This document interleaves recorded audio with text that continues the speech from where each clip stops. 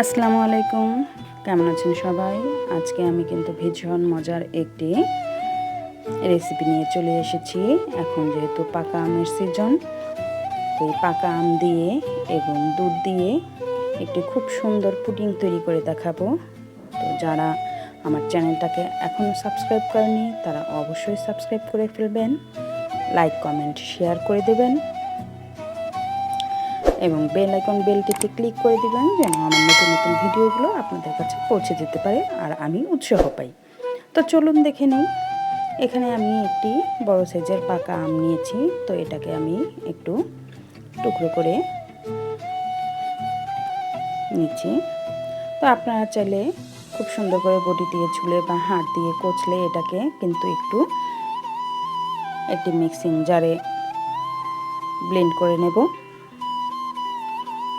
তো আমি এখন একটি মিক্সিং জারে ব্লেন্ড করে নিচ্ছি এবং এটাকে খুব সুন্দর করে চেলে নেব। চেলে আমি হাঁড়িতে দিয়ে দিচ্ছি এবং সাথে দিয়ে দিচ্ছি সামান্য পরিমাণে একটু পানি, দিয়ে দিচ্ছি 1/4 কাপ চিনি আর সাথে দিয়ে দিচ্ছি আগার আগার। এই পুডিংটা তৈরি করতে কিন্তু অবশ্যই আগার আগারের প্রয়োজন হবে। তো এখন এটাকে আমি একটু জাল করে নেব, যেহেতু আমার আমের জেলোটা তৈরি করতে হবে।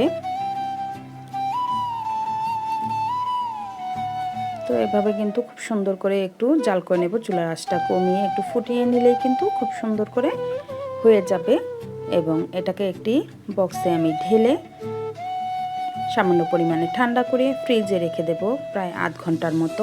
আধ ঘন্টার মধ্যে কিন্তু এটা খুব সুন্দর ঠান্ডা হয়ে যাবে। তো ততক্ষণে আমি এটা ঠান্ডা হতে হতে আমি চলে যাচ্ছি অন্য প্রসেসিংয়ে। আমি এখানে 1/2 লিটার লিকুইড দুধ নিয়েছি আর দিয়ে দিয়েছি 1/2 কাপ চিনি এবং দিয়ে দিয়েছি 1 চামচ আগার আগার। এখানেও কিন্তু আগার আগারটা প্রয়োজন হবে এবং স্বাদ বাড়ানোর জন্য আমি এখানে একটু ভ্যানিলা এজেন্স দিয়ে দিচ্ছি। আপনারা চাইলে নাও দিতে পারেন বা অন্যান্য যদি এজেন্স দিতে চান সেটাও আপনারা দিতে পারেন।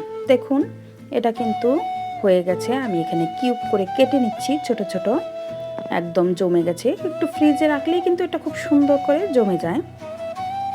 তো আমি একটা বাটিতে ঢেলে নিচ্ছি। আপনারা চাইলে বক্সে দিতে পারেন, যে কোনো একটি মোল্ডে দিতে পারেন। যে ধরনের বানাতে চান সেই মোল্ডেই আপনারা এটা দিতে পারেন। তো দুধটা জাল করে আমি এটাকে সামান্য পরিমাণে একটু ঠান্ডা হয়ে গেলেই এর মধ্যে আমি দিয়ে দিচ্ছি। এটা কিন্তু গরম গরমই দিতে হবে, একদম ঠান্ডা করে দেওয়া যাবে না। তো এটাকে 10 মিনিটের মতো নর্মালে রেখে কিন্তু ডিপে আবার ঢুকিয়ে রাখবো বা নর্মালেই ঢুকিয়ে রাখতে পারেন।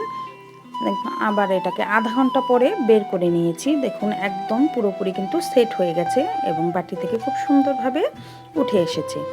আমার ম্যাঙ্গো জেলি পুডিংটা তৈরি হয়ে গেছে। এখন আমি আপনাদের কেটে দেখাচ্ছি কতটা পারফেক্ট হয়েছে। দেখুন, দেখতেই পাচ্ছেন। তো খেতেও কিন্তু খুবই মজাদার এবং সুস্বাদু। আপনাদের বাচ্চাদের জন্যও কিন্তু স্বাস্থ্যকর একটি খাবার হিসেবে আপনারা এটি পেতে পারেন এবং দেখতেও কিন্তু খুব সুন্দর মজাদার এই পুডিংটি আপনারা বাসায় অবশ্যই তৈরি করে খেয়ে দেখবেন, খুব মজাদার। তো যারা আমার এই পুডিংয়ের ভিডিওটি দেখে ভালো লাগবে যাদের, তারা অবশ্যই কমেন্ট করে আমাকে জানাবেন, আমার পাশে থাকবেন, আমার চ্যানেলটিকে অবশ্যই সাবস্ক্রাইব করবেন। তো সবাইকে ধন্যবাদ জানাচ্ছি। আজকের মতো বিদায় নিচ্ছি আমি। আল্লাহ হাফেজ।